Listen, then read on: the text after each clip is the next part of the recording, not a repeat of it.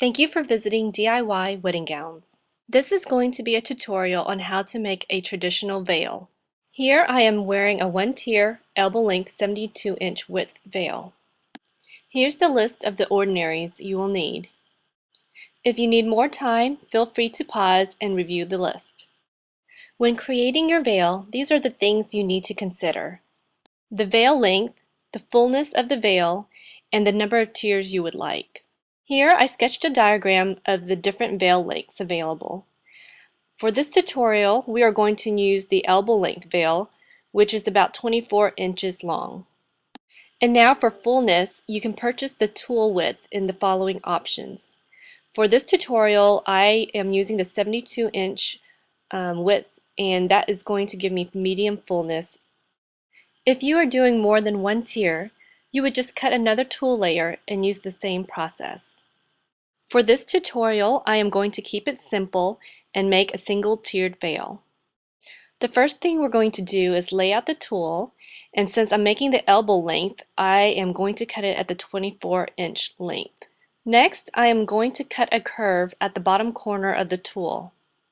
I normally freehand this cut, but if you're not comfortable, you can always use a large plate and just take a marker and trace along the curve and then cut, but just make sure you cut off all markings. And then it should look like this, and just unfold the tulle and just lay it out. This is just a quick tip.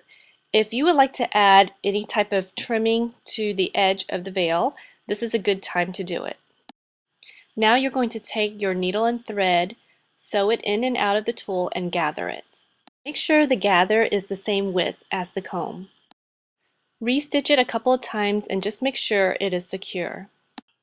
Now we are going to prep the comb. You will take one end of the strip of tulle, lay it across the top of the comb, and then start twirling the tulle around the edge of the comb and then in between the teeth of the comb. I twirl it about 3 to 4 times in between the teeth. Twirl until you get to the end of the comb. You will cut the excess tulle and then stay stitch it on both ends of the comb.